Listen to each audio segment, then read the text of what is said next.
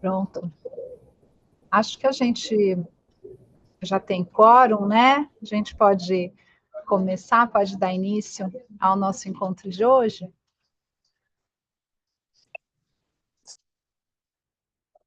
Boa tarde, quero dar boa tarde a todos.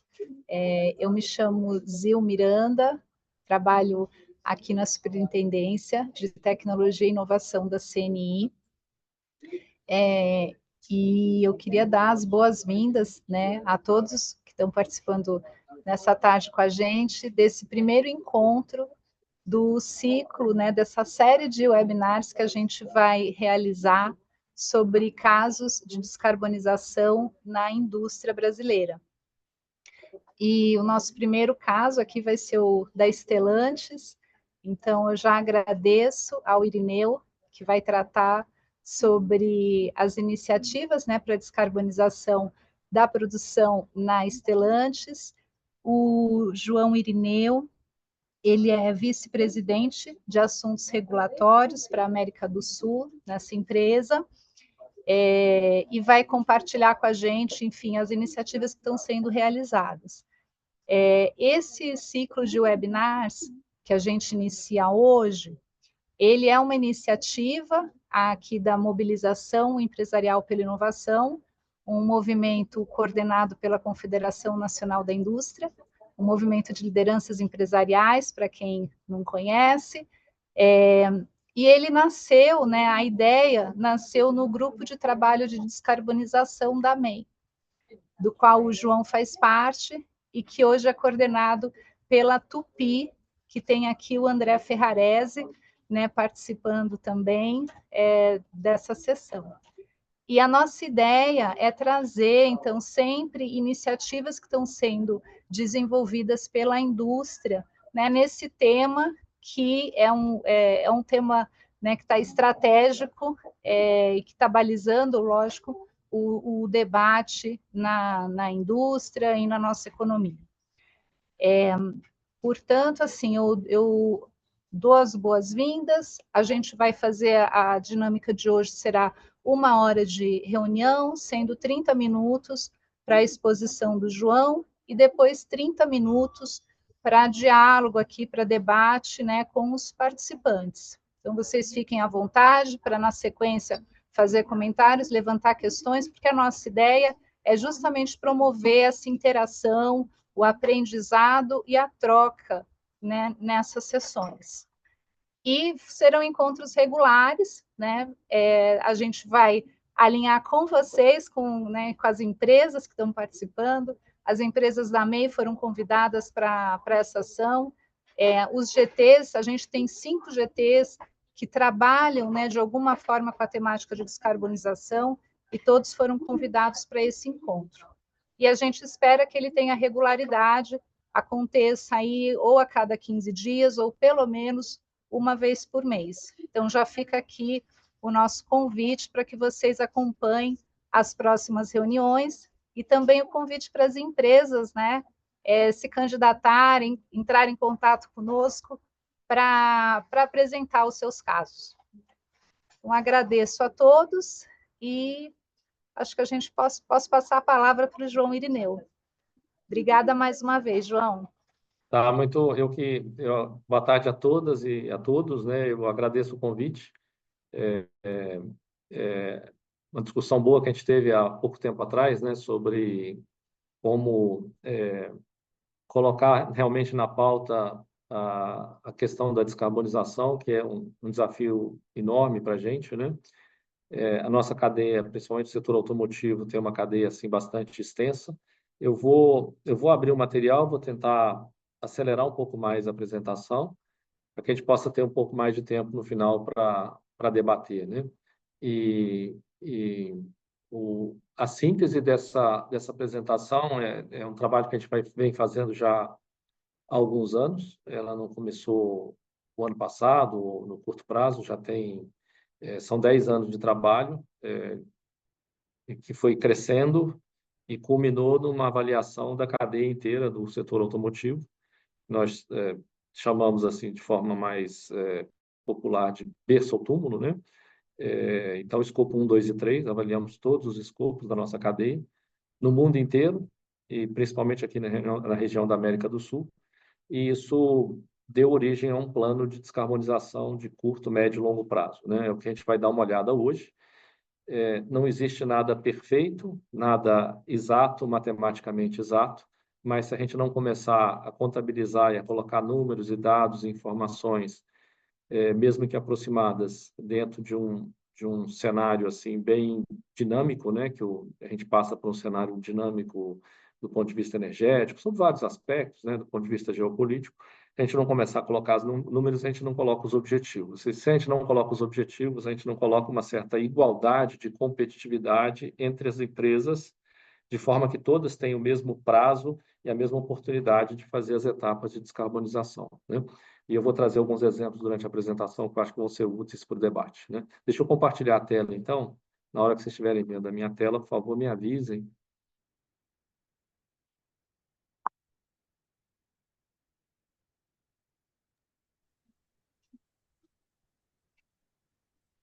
A gente já está vendo, João. Está Só dando não para ver a está tela, hein? aí. Agora, Tá, isso, está no modo apresentação. Obrigada. tá, ótimo. Eu estou com um pouco de videozinho, as telinhas de vídeo aqui no cantinho superior direito, que eu vejo, mas vocês não estão vendo, certo? Vocês estão vendo a tela cheia, né? Sim, a gente está vendo a Ótimo. tela cheia. Então, nós trabalhamos na área de assuntos regulatórios e nossa responsabilidade na empresa é discutir tudo aquilo que é regulamento que diz respeito ao produto automóvel, né, do ponto de vista de segurança veicular, descarbonização, eficiência energética, conectividade, tudo que trata dos regulamentos do automóvel, em todos os âmbitos, né, seja dentro do governo, seja dentro das associações de classe, e a gente traz isso para dentro da empresa, de forma que a gente possa formular um portfólio de produto, né, de curto, médio e longo prazo, que esteja preparado para enfrentar esses desafios regulatórios, que não são poucos, né? O nosso cenário Stellantis é uma empresa relativamente jovem, formada pela fusão da Fiat Chrysler com a Peugeot Citroën, e ela tem um papel importante aqui na região da América do Sul, ela tem 23% do mercado na América do Sul, tem 30% de market share no Brasil, 30% na Argentina, são 3 plantas aqui no Brasil e 2 na Argentina, tem uma no Uruguai. As marcas principais são Fiat, Jeep, Citroën, Peugeot e Ram. E um diferencial importante da Stellantis é o centro de P&D, de engenharia, né? São 4 aqui na região.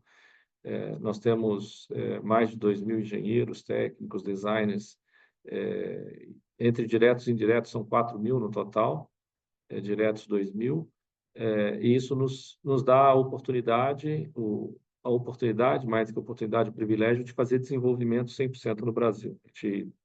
Vários modelos que eu vou apresentar agora foram desenvolvidos 100% aqui no Brasil, a partir de uma folha papel em branco de pesquisa de mercado, né? Então, foi feito por engenheiros brasileiros, né? Então, dá para a gente aí uma noção muito clara do desafio que nós temos pela frente de manter essa engenharia aqui, de manter esse índice de localização e de etapas fabris que a gente tem aqui na região, né? Aqui tem uma lista dos produtos, né? Eu falei, as marcas são Jeep, Fiat, Peugeot, Citroën, Abarth e Ram. 80% desses carros aqui foram desenvolvidos aqui no Brasil, 100% brasileiros. Eu vou dar um exemplo aqui de desafios recentes que a gente teve, né? A primeira linha tem Jeep Renegade, Compass e Commander. O Jeep Renegade e Compass são produtos que foram desenvolvidos lá fora e foram adequados e adaptados para a realidade brasileira. O Jeep Commander é um produto 100% desenvolvido no Brasil. É o primeiro Jeep desenvolvido a partir de uma folhinha em branco fora dos Estados Unidos. Jeep Commander. É um motivo de muito orgulho para a gente. E embaixo tem a Rampage, né? A Ram, picape Ram, uma marca de picapes de bastante prestígio. A primeira Rampage desenvolvida fora dos Estados Unidos foi feita aqui no Brasil, que é essa que está aí na tela, a Rampage, tá? A partir do projeto da Toro, que é uma picape que foi 100% desenvolvida aqui na região, que é essa Fiat Toro que está aqui. Então, são vários exemplos da engenharia brasileira. Isso aumenta a nossa responsabilidade do ponto de vista de descarbonização. Na hora da gente falar de descarbonização dessa frota aqui, responsabilidade do Brasil assumir o comando da descarbonização dos veículos que foram projetados aqui, tá certo? Então, são vários, né? Fiat, Fastback, Pulse, Strada, Toro. A Strada vem de uma família de picapes derivada de carro de passeio, a inovação se deu com a picape 147, do Fiatzinho 147. Foi a primeira picape derivada de carro de passeio no mundo. Pouca gente sabe disso, né? E ela mantém hoje a tradição e é líder de vendas hoje entre os veículos de passeio, né? Mas vamos continuar. Nós temos um ciclo de investimento. A cada 5 anos esse ciclo é renovado e esse ciclo dobra de valor agora no período de 25 a 2030. 32 bilhões, contra 16 bilhões que foi o ciclo anterior.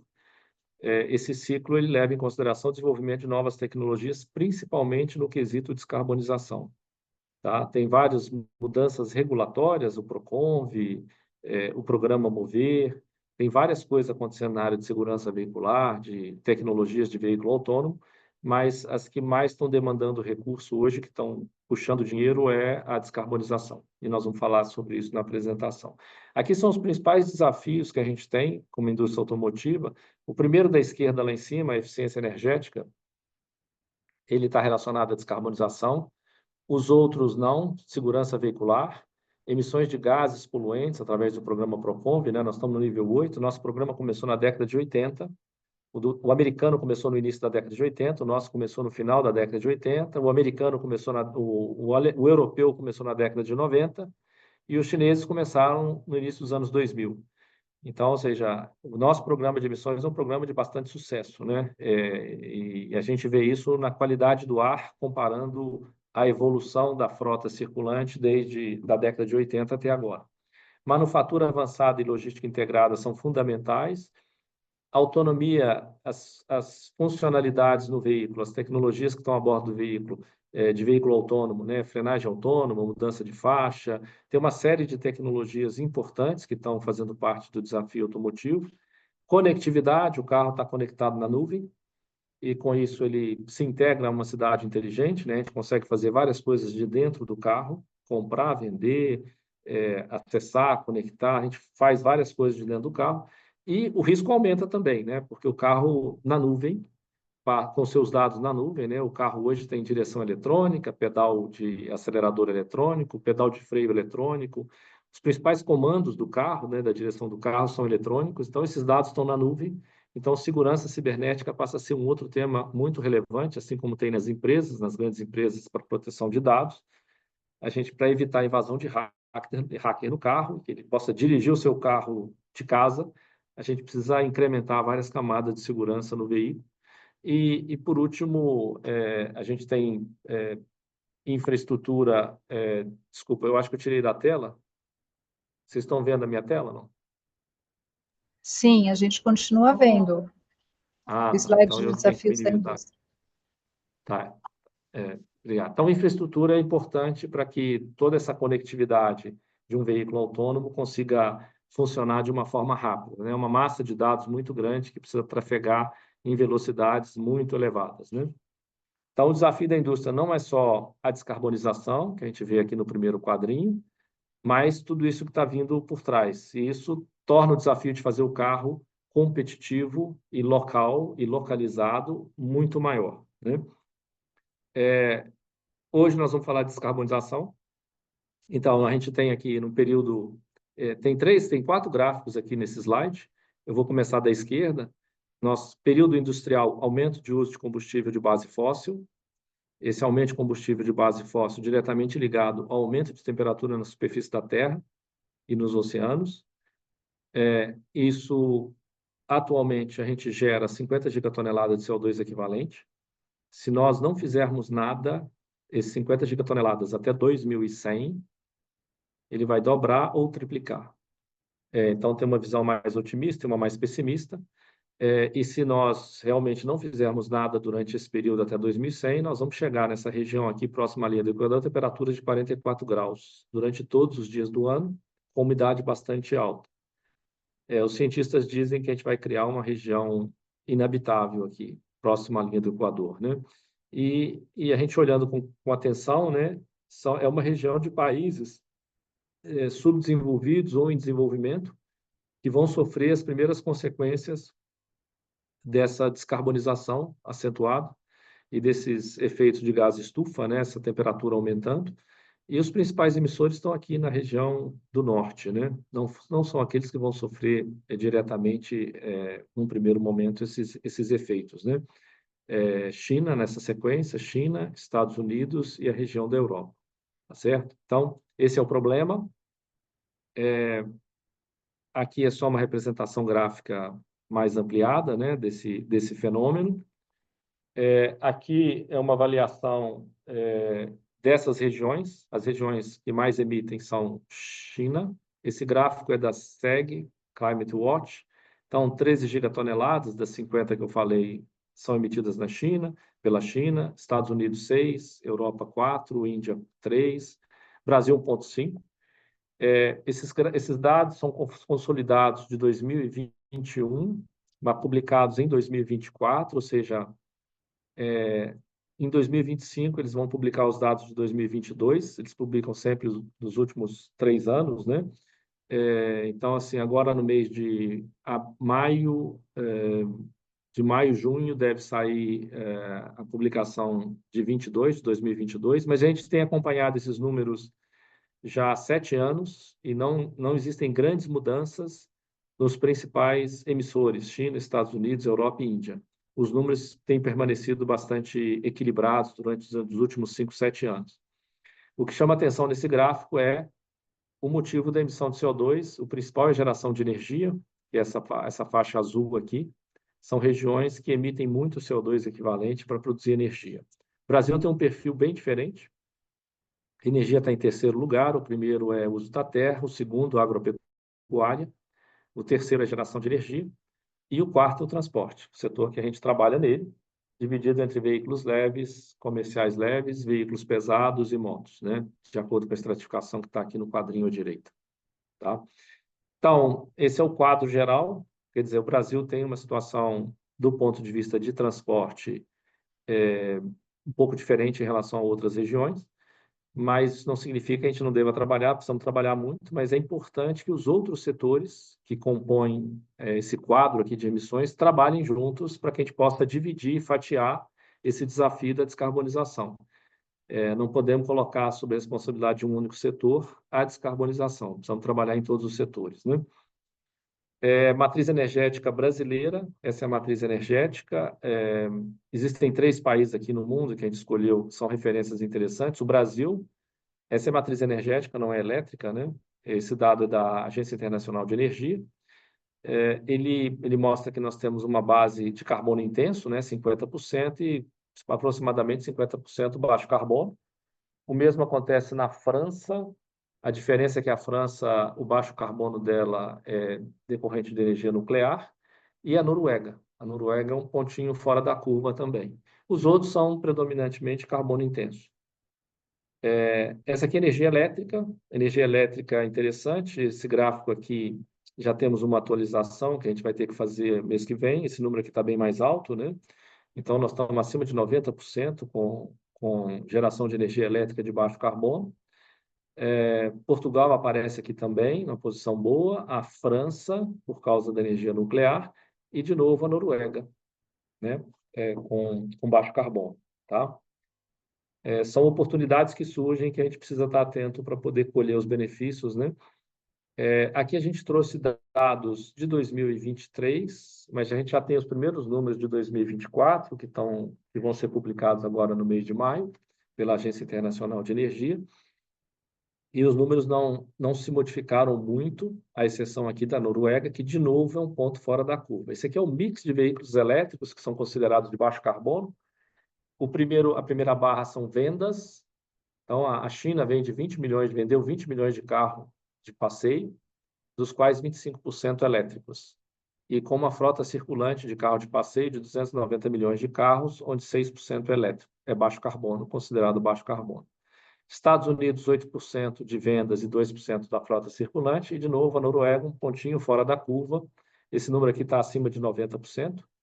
e esse número aqui está acima de 25% na frota, né? É uma frota pequena, são 190 mil carros, com 3 milhões de carros circulantes, 190 mil vendidos e 300 mil de parque circulante. É um país pequeno, né, do ponto de vista continental, é um país rico, tem grande parte da sua riqueza gerada pelo carvão, pelas fontes fósseis, né, de energia, petróleo e gás natural. No entanto, se planejou para fazer uma transição energética da sua frota e acreditou no elétrico, né? Então, desenvolveu toda a infraestrutura de recarga dos veículos e bonificação para a venda do veículo elétrico, né? Então, está viajando numa velocidade diferenciada, né, de transição do combustão interna para a eletrificação. As outras regiões, em que pese todo o esforço, né, da Europa, Estados Unidos e China, estão fazendo essa transição de uma forma gradual. E nós vamos ver isso nos próximos gráficos, né?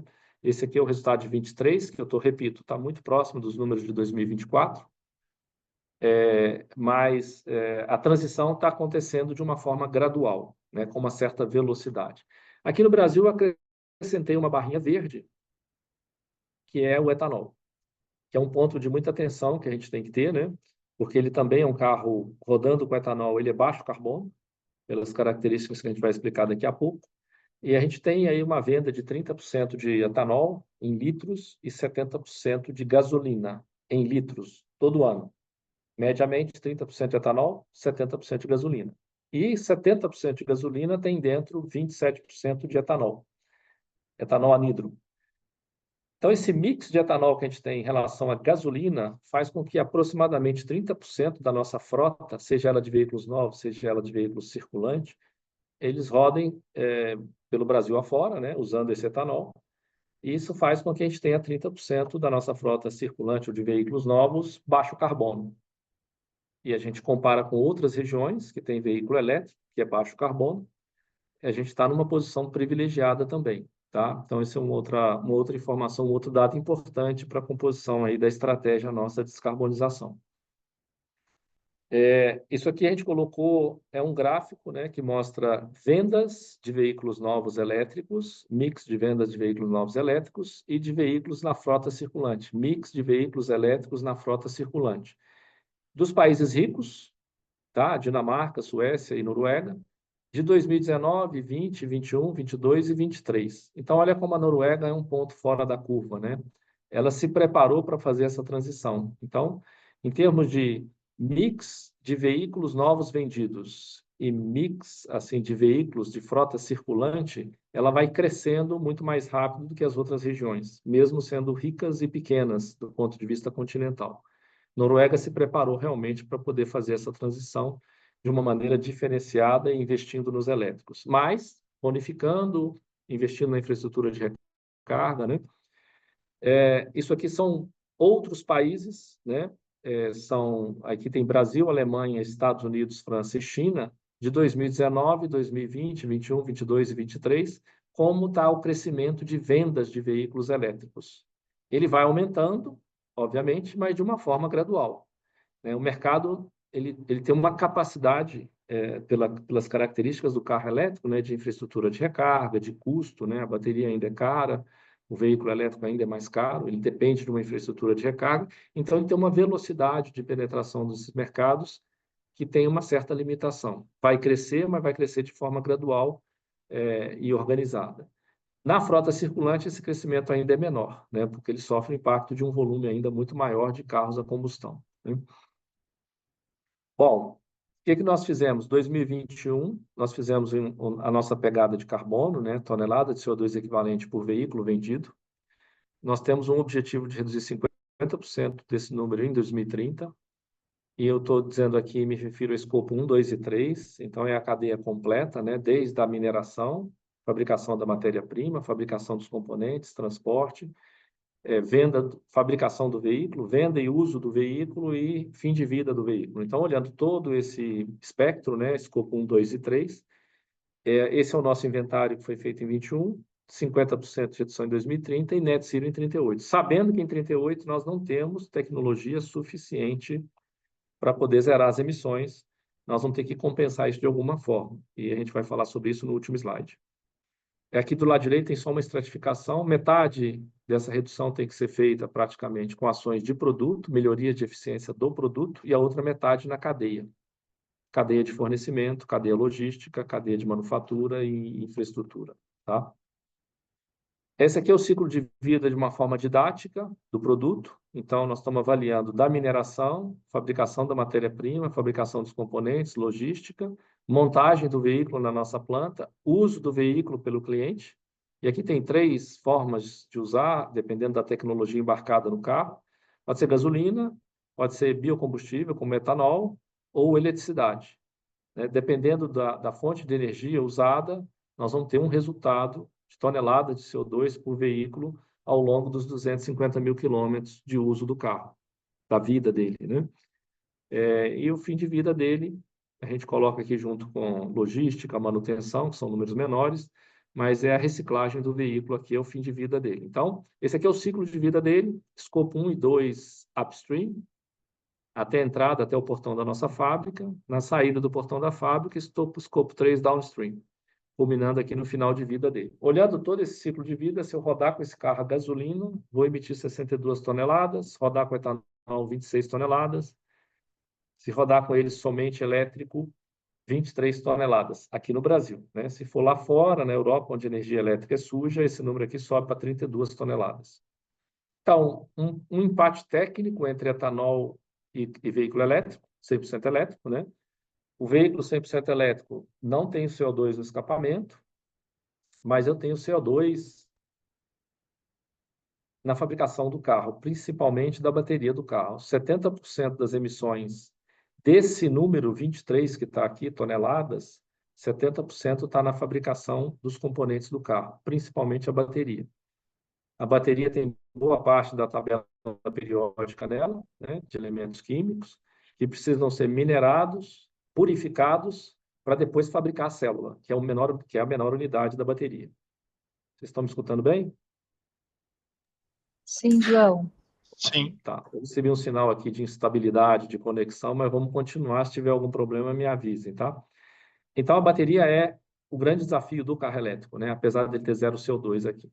Já no carro etanol, todo o CO2 que sai na combustão do etanol é capturado pela plantação de açúcar da próxima safra. Então, é carbono, CO2 que eu jogo na atmosfera, que a planta, a cana-de-açúcar, precisa capturar para crescer e se formar. Raiz, caule, né? Ou seja, é rico em carbono, né? Ele precisa desse CO2. Então, a fotossíntese aqui nos ajuda. E esse carbono depois volta na forma de etanol para o tanque de combustível do carro e vai ser queimado, e esse CO2 fica circulando. Por isso é que ele é renovável, né?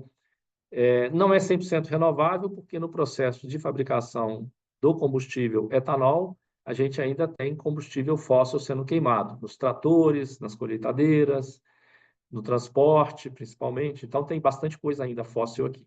Na realidade, ele deve ser aproximadamente, segundo os dados que a gente avaliou, da Embrapa, do laboratório Argonne e de alguns laboratórios que a gente pegou também na Europa, a gente pegou várias avaliações, né, para fazer uma média, entre 70% e 80% renovável.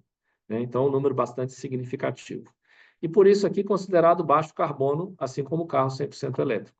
Tá? Então, aqui surgem 2 oportunidades para a gente fazer uma descarbonização equilibrada.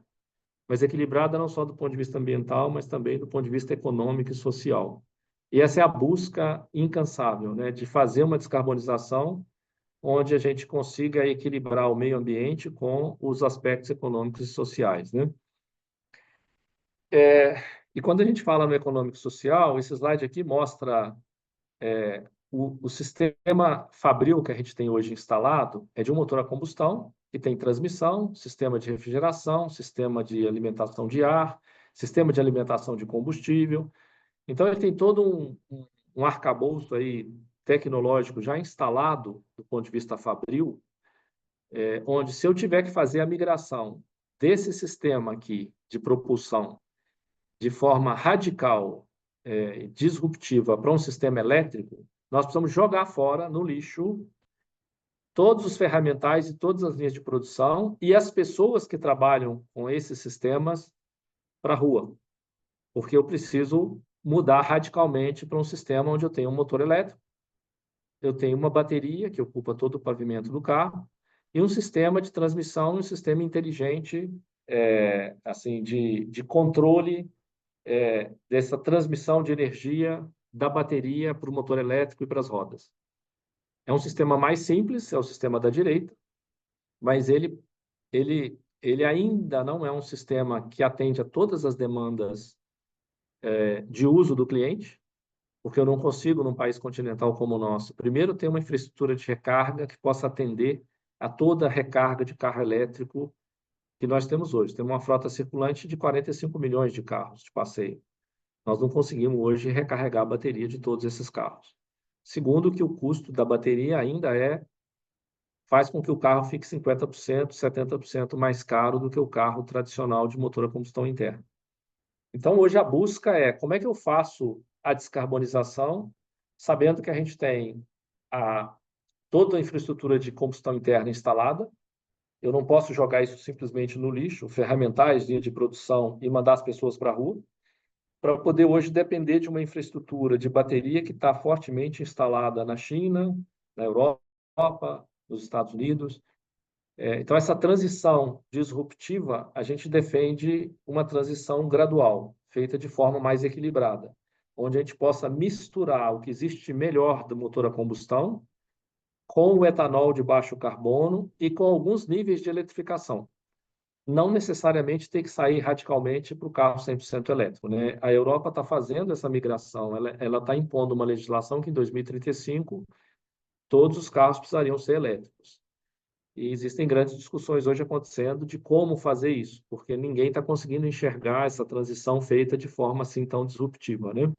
Existem países, como eu mostrei lá atrás, como a Noruega, que não produz automóvel e decidiu fazer essa migração porque já está planejado há mais de 15 anos.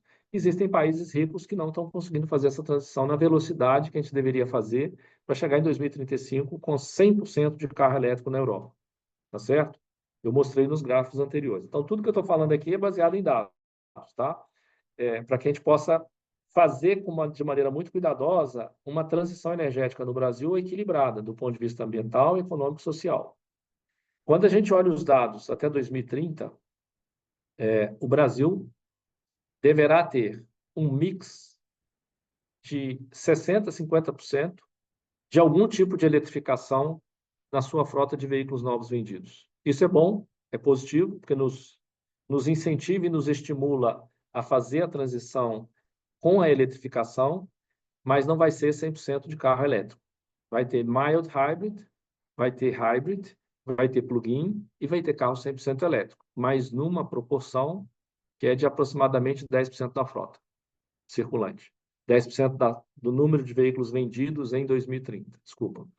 Tá? Então, vai existir, de 2025 até 2030, um aumento do nível de eletrificação, mas esse aumento vai ser fracionado em função do poder aquisitivo, do valor, do custo das baterias, do custo da eletrificação, né? Então, o mild hybrid, que é uma eletrificação de baixa voltagem, né? Tem uma bateria, todas elas vão usar bateria de lítio, todas essas eletrificações usam bateria de lítio e motor elétrico, e algum tipo de controle eletrônico. A diferença é que essa aqui usa uma bateria de 12,48 volts, esse aqui usa uma bateria de 200 volts, esse usa uma bateria de 300 e esse usa uma bateria de 400 volts. Então, o custo vai aumentando e, à medida que o custo vai aumentando, o mix de penetração na frota vai reduzindo, tá certo? Mas todas elas dão o seu benefício do ponto de vista de descarbonização. Bom, o programa nosso para descarbonizar no produto é o programa BioHybrid, e ele praticamente usa todas as tecnologias. Da tecnologia do uso do etanol ao BioHybrid, que é um 12 volts, a um BioHybrid DCT, que é 48 volts, um BioHybrid híbrido tradicional, que é de 200 volts de bateria, a um plug-in, que é aproximadamente 300 volts, até o 100% elétrico, que é de 400 volts. A diferença é que os 4 primeiros vão ocupar praticamente 80% do nosso mix, e os 2 últimos vão ocupar praticamente 20% desse mix. Então, é tudo muito dividido de acordo com o poder de compra, né? O mercado brasileiro de automóveis é de aproximadamente 2,5 milhões de carros de passeio vendidos ao ano. praticamente 1% da população tem poder aquisitivo para comprar carro zero. Então, a gente precisamos estar muito atento em relação à tecnologia embarcada no carro, para poder dar ainda a opção daqueles clientes que têm poder aquisitivo de comprar carro zero, de continuar comprando carro zero. Para isso, essa estratificação é muito importante. Então, vou dar um exemplo aqui. Esse aqui de 12 volts é um sistema de hibridação de baixa voltagem, te dá uma economia de 12% a 25% de combustível no ciclo urbano. Vamos falar um valor médio de 15%. Esse veículo aqui é um veículo híbrido tradicional, de 200 volts, que te dá uma economia de aproximadamente 30%, 40%. É o dobro da economia de combustível que dá o de baixa voltagem. Mas esse carro de baixa voltagem custa R$ 2.000 a mais do que o motor a combustão, e esse aqui custa R$ 20.000 a mais. Ele custa 10 vezes mais. É tudo uma questão de poder aquisitivo. Existem pessoas com perfil para comprar esse carro, mas existe um número muito maior de pessoas com perfil para comprar esse carro. Desse aqui você vende 40 mil por ano, desse aqui você vende 200 mil por ano. O benefício do ponto de vista ambiental é quase o mesmo, pela quantidade de veículos que você vende dessa categoria aqui de carro em relação a essa categoria. Então, todos eles têm papel importante dentro da segmentação de poder aquisitivo do brasileiro. Todos eles são importantes, todos eles são fundamentais. Então, a gente precisa colher cada oportunidade e, para cada oportunidade, colocar um preço de tecnologia que o cliente pode pagar e vai trazer um benefício que, com a média ponderada dessa frota que eu estou mostrando na tela aqui, vai nos permitir fazer 50% de redução em 2030 em relação ao inventário que nós fizemos em 2021. Tá certo? E, assim, voltando aqui na tela... João, Oi. só uma questão, Sim. culpa do nosso tempo. Sim. A gente já vai dar 5h10, nossa Uhum. reunião iria até 5h30. Tá, eu vou acabar aqui. Então, se Eu vou você puder, acelerar. por Vou acelerar. favor, para dar tempo das Tá. pessoas perguntarem. Tá. Obrigada. Nós, então, falamos bastante de produto. Vou falar agora de processos. Tá? São poucos slides e a gente vai concluir rápido. Não basta fazer a descarbonização no carro. Eu preciso olhar também para a cadeia produtiva. 11% das emissões de carbono do veículo, no ciclo de vida completo, vem da produção dos componentes do carro. Tá certo? Então, nós explodimos o carro inteiro e fomos olhar quais são os componentes que têm mais impacto. Então, aço e ferro fundido representa 60% do peso do carro, plástico elastômero representa 18% do peso do carro e alumínio 11%. Esses 4 primeiros itens, eles respondem por 90% das emissões de CO2 na fabricação dos componentes do carro. Então, 90% das emissões para a fabricação dos componentes do carro estão no aço, ferro fundido, termoplástico, alumínio e elastômero. Então, eles são os pontos de atenção para a gente nesse momento.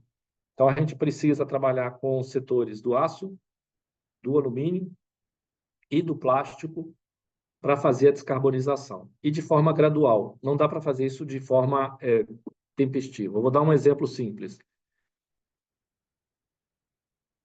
As emissões do carro foram reduzidas em 35%, ou serão reduzidas em 35%, num arco de 10 anos, através do programa Inovar, que começou em 2017, do Mover, que começou em 2022, do Rota 2030, que começou em 2022, e do Mover, que vai iniciar em 2027.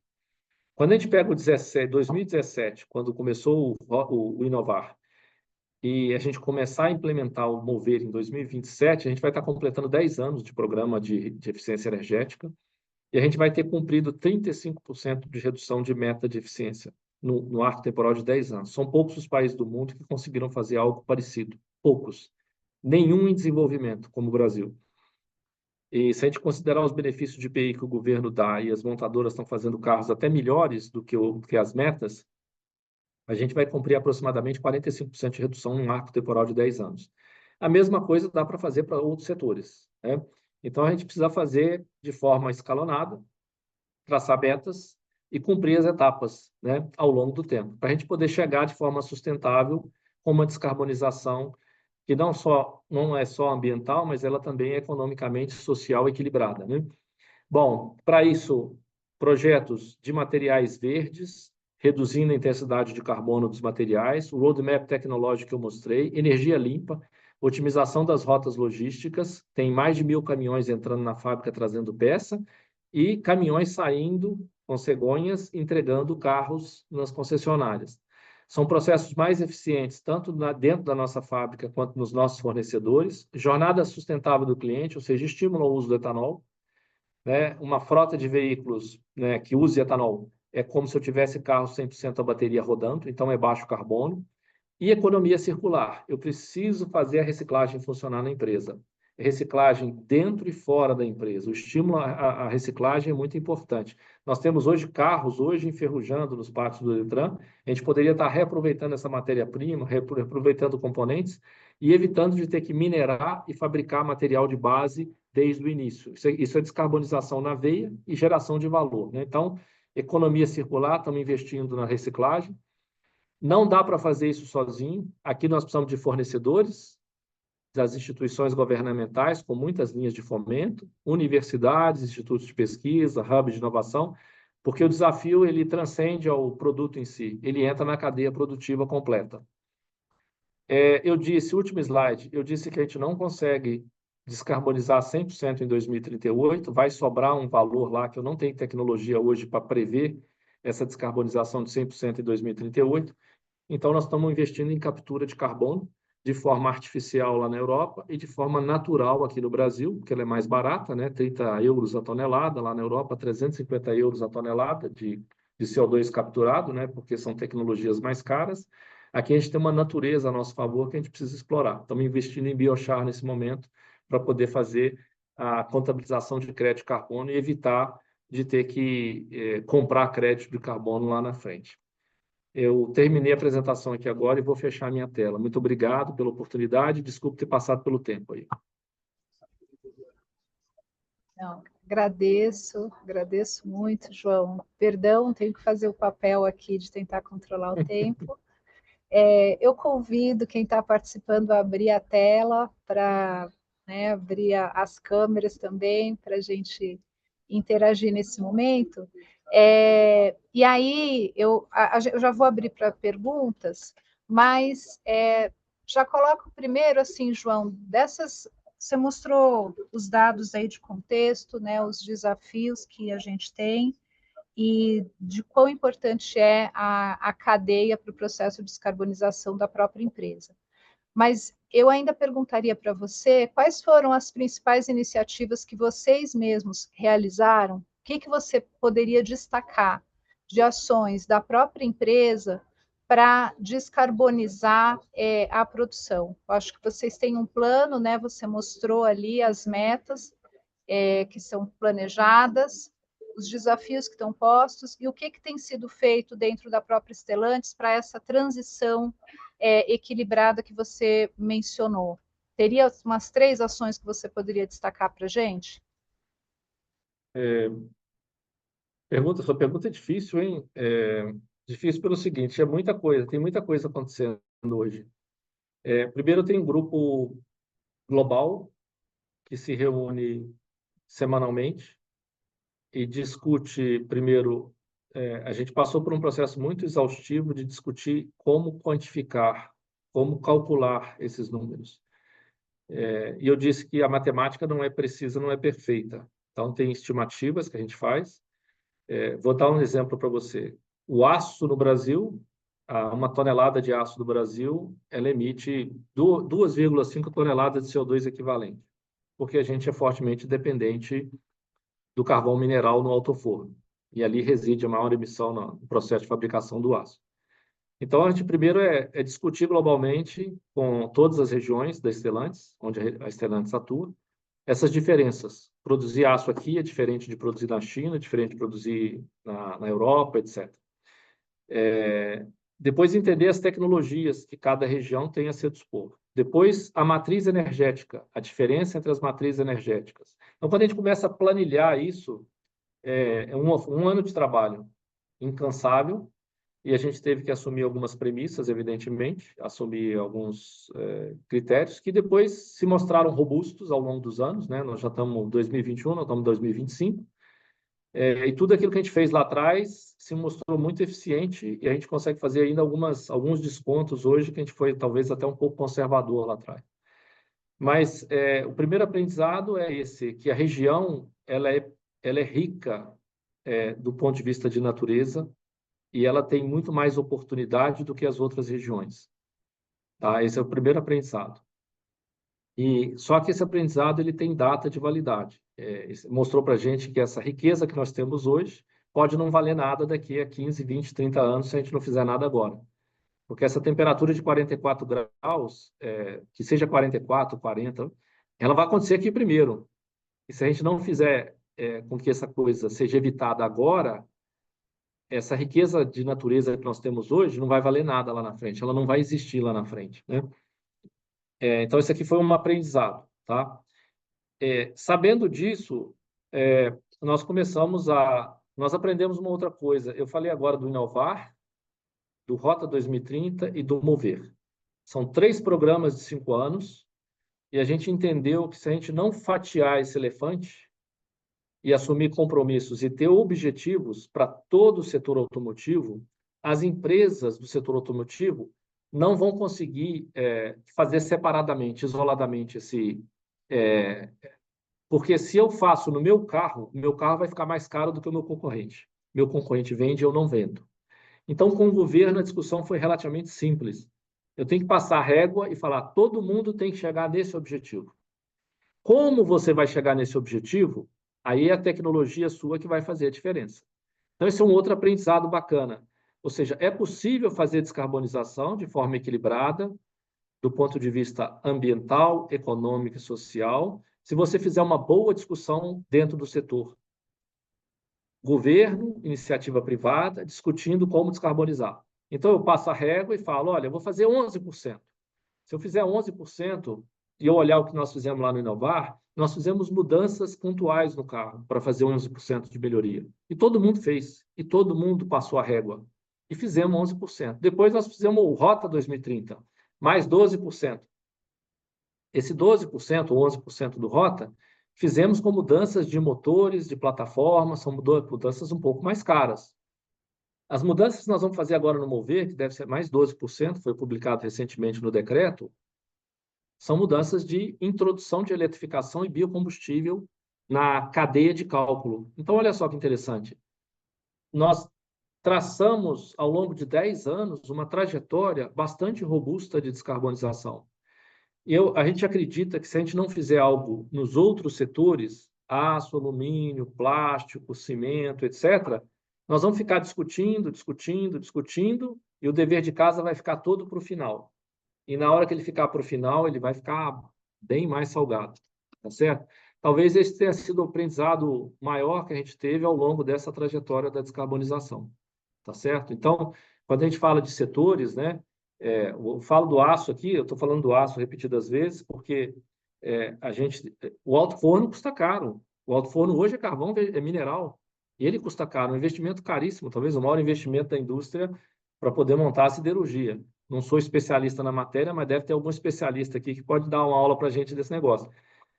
Mas um dia eu vou ter que pegar esse alto forno lá na frente, que é carvão mineral, e fazer ele funcionar com algo de baixo carbono, tá certo? Mas enquanto isso não acontece, eu começo a alimentar esse alto forno com fontes alternativas de baixo carbono num determinado mix.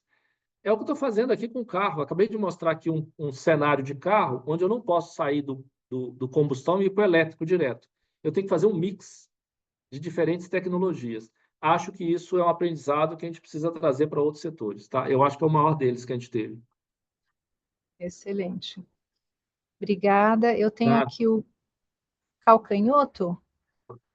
Que... Oi, sim. Eu só conheço um Calcanhoto, viu? Só conheço um.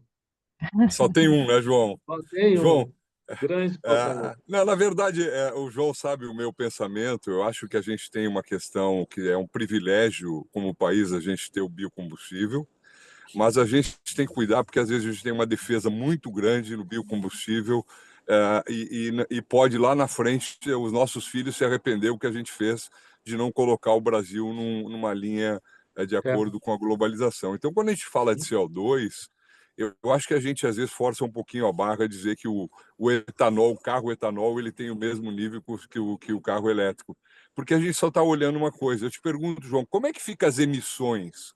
Há emissões o elétrico versus o flex. E como é que fica quando tu diz as emissões para fazer a bateria?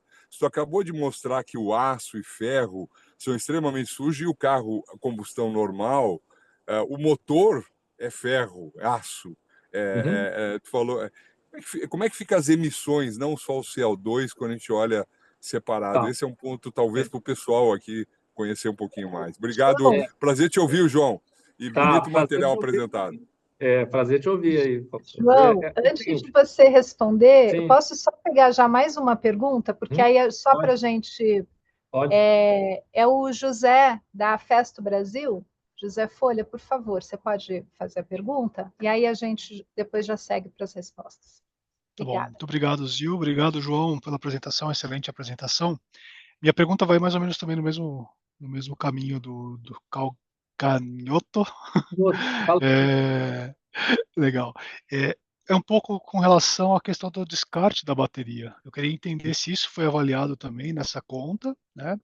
Porque na questão do motor em si, até aproveitando só para também já dar o meu ponto e somar na pergunta do Calcanhoto, o motor elétrico ele também tem, né? Porque o motor ele é feito basicamente de aço ou de ferro e de cobre, né? Então alumínio. ele também tem essa parte de alumínio também.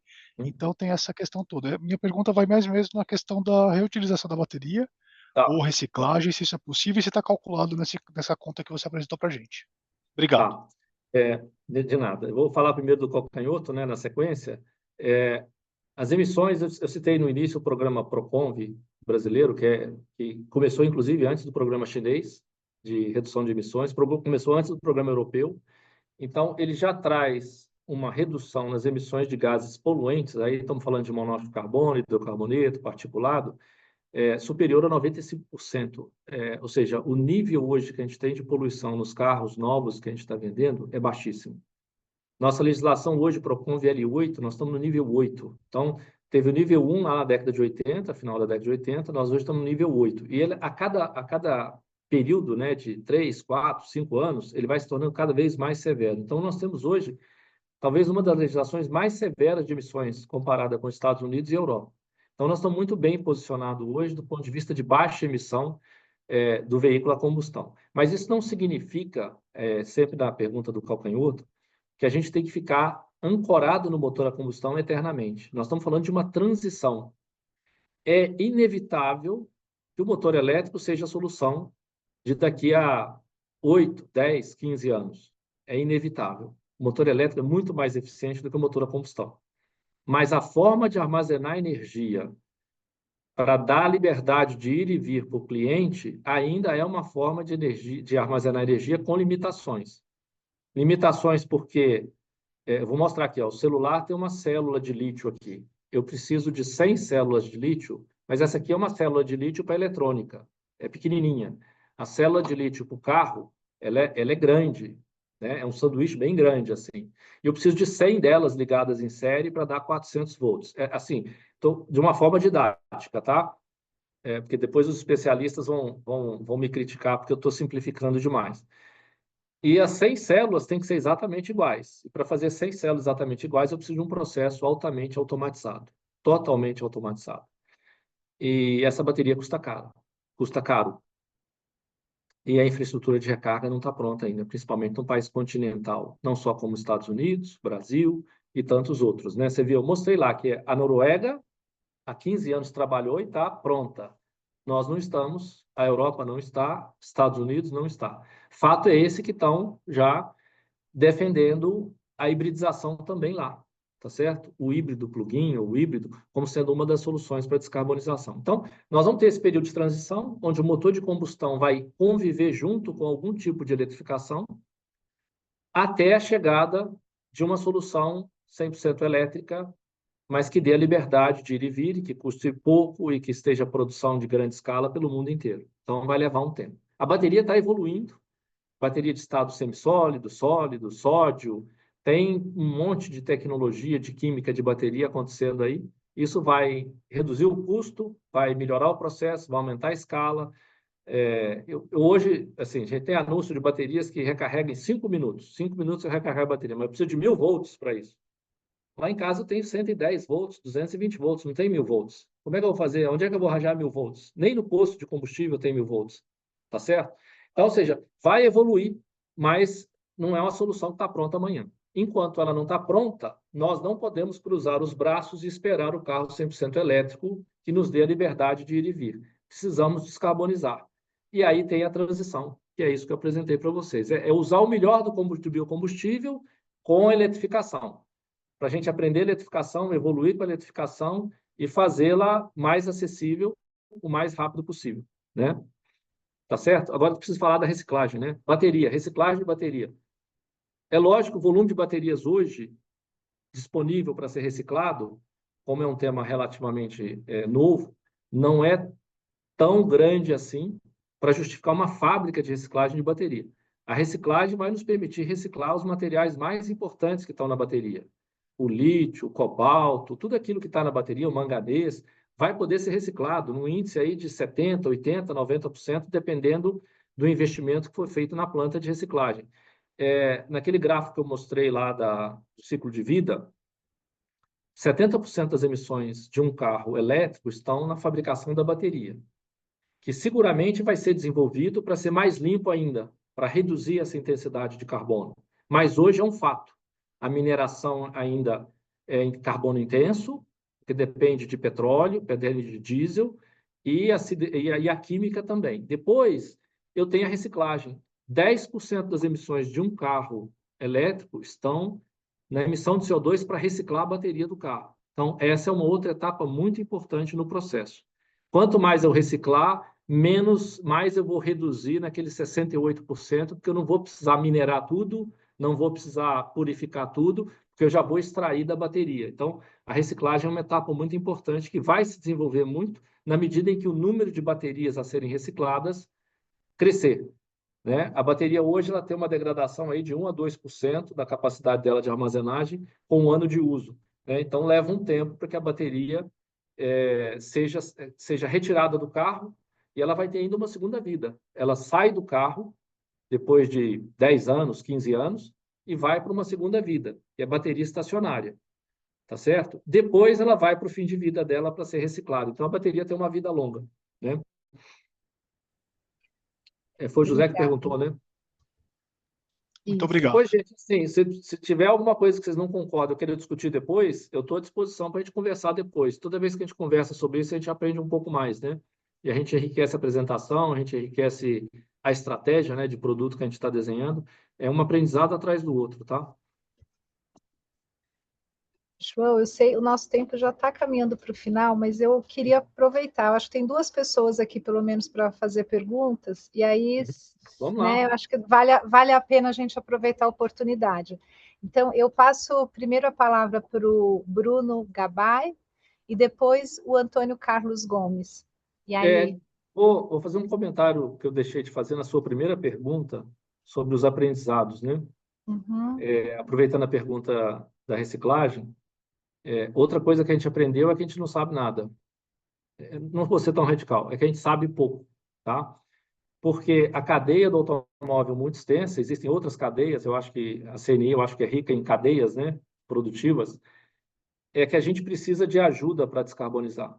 Porque quanto mais a gente mergulha no tema da descarbonização, mais a gente aprende que ele é transversal, que ele transcende, ele está além do muro da empresa, e a gente foca muito em desenvolvimento de produto, do qual a gente acha que a gente entende muito, mas a gente descobre, à medida que a gente vai aprofundando, que a gente tem muito mais para aprender quando a gente olha para a cadeia inteira, né? Então, esse processo assim, de discutir de forma aberta com outros setores, ele é muito rico. Então, o aprendizado que a gente está tendo, que a gente vem tendo ao discutir isso com outros setores, com outros players do mercado, que não são nossos fornecedores, tá? A gente discute com o pessoal da siderurgia, com o pessoal do alumínio, com o pessoal... Eu falei que nós estamos produzindo biochar, né?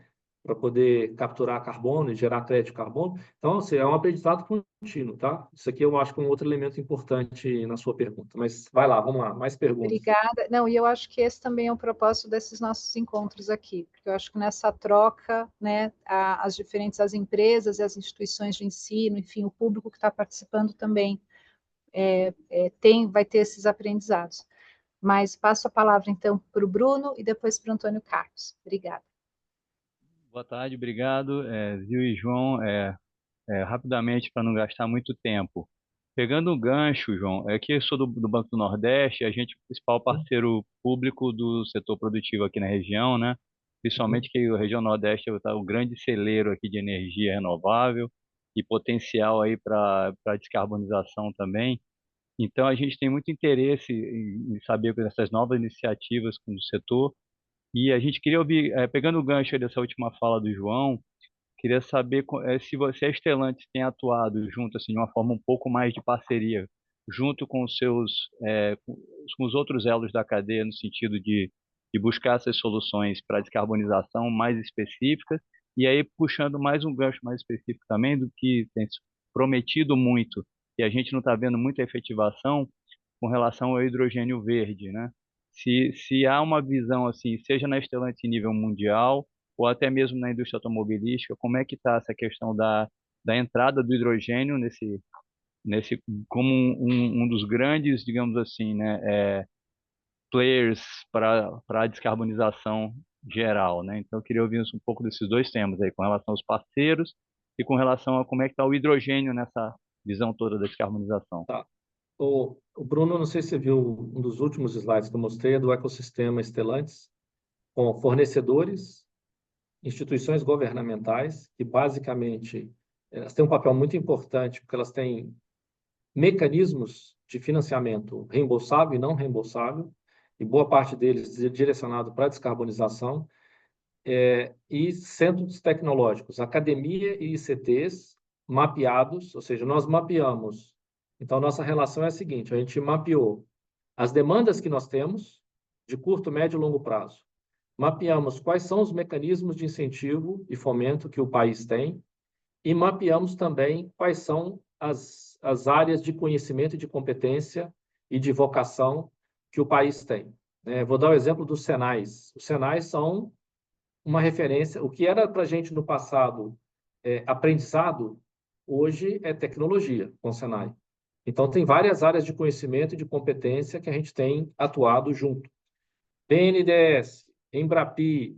Então, eu posso abrir uma lista aqui de 50 instituições e mecanismos de fomento com os quais a gente trabalha. Nós temos mais de 200 projetos em desenvolvimento nessa área, fomentados pelo governo, e com participação de fornecedores e participação de institutos de pesquisa e academia. Esse aqui a gente nunca viu nada tão rico na nossa história de indústria automotiva, né, do que está acontecendo nesse momento. Então, isso aqui é muito positivo.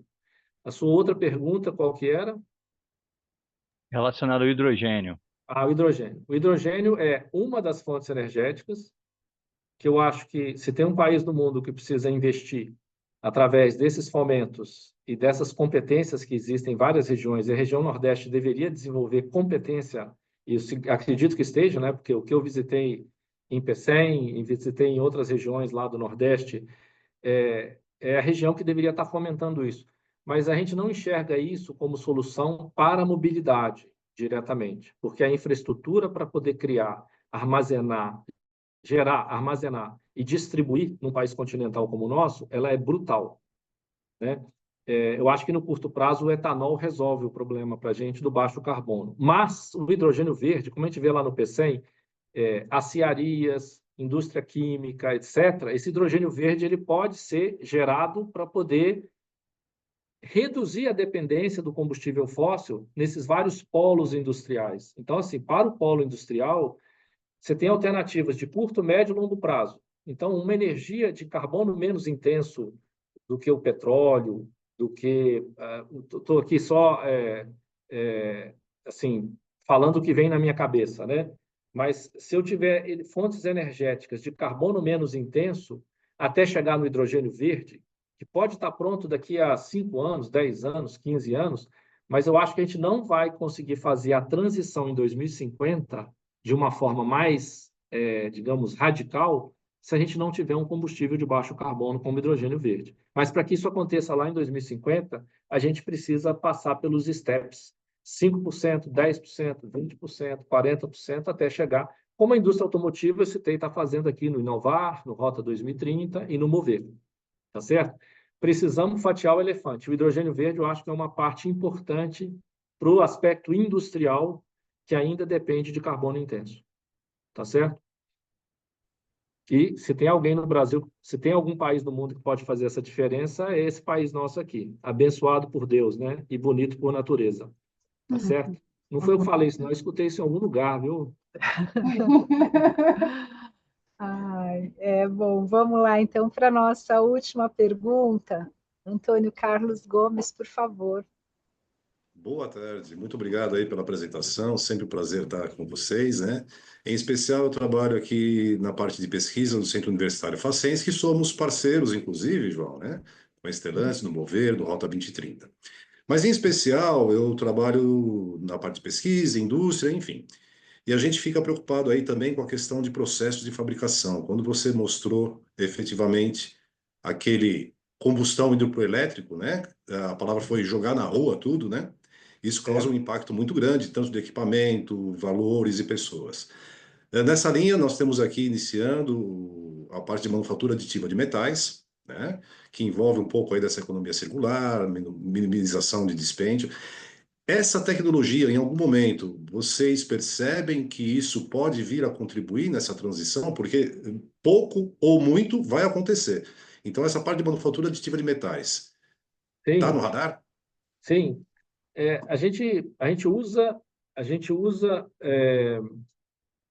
Eu vou dar um exemplo hoje, porque a gente tem peça de reposição. Eu preciso repor peças no mercado por 10 anos. É legislativo, né? Eu não necessariamente preciso fabricar a quantidade que eu tenho que fabricar para construir. Quando eu construo um ferramental para fazer a peça de reposição que vai para repor daqui a 10 anos, tem que manter. Esse ferramental tem um custo, ele tem um tempo de vida, tem um custo, e ele tem uma capacidade produtiva de fazer muitas peças. E muitas vezes eu não preciso de ter reposição de muitas peças. Eu passo a fazer poucas peças, eu consigo manter o mercado de 10 anos. E essa tecnologia, ela nos permite fazer a quantidade que eu preciso, na hora que eu preciso. São várias formas de usar a tecnologia, tanto na produção quanto na reposição, né? Então, são várias linhas de pesquisa que você tem que abrir, mas é aquela história, é abrir um pouco a mente para poder aplicar a tecnologia no momento que você precisa. Eu vou dar um exemplo. Eu disse que nós estamos num portfólio de produto que vai mostrar para a gente que até 2030, 35, seguramente nós vamos ter ainda motor de combustão interna sendo fabricado. Porque eu vou ter o híbrido em produção. Motor híbrido significa ter motor de combustão interna, associado a algum tipo de eletrificação. Então, eu começo a colocar um pé na eletrificação com a bateria de lítio, com o motor elétrico, com a central eletrônica, com o controlador, e com as pessoas que têm que adquirir conhecimento para trabalhar com o híbrido, com algum tipo de eletrificação. Em paralelo, permanece o motor a combustão, porque o carro é híbrido, né? Agora, eu consigo projetar até quando vai o motor de combustão? Hoje, não consigo. Eu preciso ter uma visão de quando o elétrico se transforma realmente numa solução de liberdade de ir e vir. A partir daquele momento, ele substitui seguramente 100% o motor a combustão. A tecnologia que você citou, ela tem várias aplicações, tanto dentro do processo fabril, aqui, atual, quanto do processo de peças de reposição.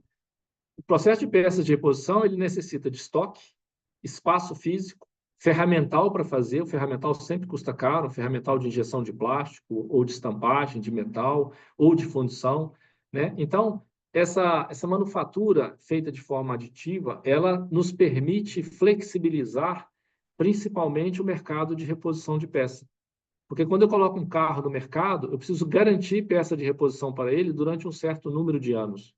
Eu não consigo, muitas vezes, quantificar quantas peças eu vou colocar no mercado, né? Essa manufatura é muito bacana para poder te falar, bom, eu só vou fabricar aquela peça com a tecnologia aditiva quando eu precisar da peça, quando eu receber o pedido, né? Então, tem várias formas de você usar a tecnologia, né? Nós precisamos encaixar e olhar de uma forma fora da caixinha, né? Vamos dizer assim, deixa eu usar essa expressão, e criar, muitas vezes, a utilização para aquela tecnologia, porque o mercado ainda não enxergou isso, né? O mercado, né? Ninguém disse que a gente ia precisar. Eu não disse para o cara que eu ia precisar de um celular, né? Ele, num belo dia, pegou a máquina fotográfica, pegou a música digital, lembra do iPod lá? Pegou a música digital, máquina fotográfica, gravador de voz, rádio e até telefone. E colocou tudo, empacotou tudo e falou assim, ó, todo mundo vai fazer fila para comprar esse negócio aqui. Nós vamos pegar a manufatura aditiva e falar, olha, ela serve para isso, mas você não enxergou ainda, mas eu vou te ensinar. Você vai precisar dela para fazer isso aqui, ó. Tá certo? Perfeito, muito obrigado e feliz de Ah, saber. tá, vou dizer uma outra. Para o pessoal que faz desenvolvimento de produto, ela é muito usada. Para quem faz desenvolvimento de produto, a manufatura aditiva é muito usada. Porque esperar a fabricação de um ferramental para uma determinada peça, para fazer o desenvolvimento e a validação física, tá certo que a gente faz muita coisa virtual hoje, no processo de desenvolvimento de produto, mas a gente precisa fazer algumas constatações físicas, né, algumas provas físicas. E a manufatura aditiva ajuda a acelerar o processo de desenvolvimento de produto. Tá certo? Conhecer bem as demandas de quem faz desenvolvimento de produto e colocar a manufatura aditiva à disposição dessas pessoas, porque talvez elas não tenham enxergado tudo ainda, né? Desculpa, obrigado. Excelente, muito obrigado. E feliz de saber que nós estamos aqui nessa linha, capacitando pessoas e vamos em frente. Obrigado. É isso aí. Os chinesinhos estão lá capacitando milhões lá e nós temos que fazer muito mais, viu? Porque senão eles vão atropelar a gente. É isso, gente. Olha, eu só tenho a agradecer aqui. Muito obrigada, João. A gente já ultrapassou aqui o tempo que eu também tinha te pedido para estar aqui conosco. Mas muito obrigada mesmo. Acho que a gente tem uma boa visão aí da estratégia de vocês, né, de onde vocês partem, onde estão querendo chegar e dessas oportunidades que também estão vendo nesse caminho e desafios que a gente tem aqui para o Brasil. Mas da importância aí de se trabalhar toda a cadeia. Então, eu agradeço a todos que estiveram com a gente nesse primeiro webinar. Reitero que é uma atividade que a gente espera realizar com regularidade daqui em diante, né, convidando as empresas para compartilhar aqui com nosso público da MEI, né, as iniciativas que estão sendo realizadas. Então, muito obrigada e vocês serão informados aí, receberão um convite para as próximas, gente. Obrigado a todos. Muito Obrigada, obrigado pela João. oportunidade, parabéns pela iniciativa. Agora vamos conectar os setores, hein? Conectar os setores. Isso. Obrigado. Isso, vamos tentar, a partir do nosso GT, vamos lá. Obrigado. Até mais. Obrigada, Adorei. gente. Tchau. Parabéns, boa tarde, obrigado.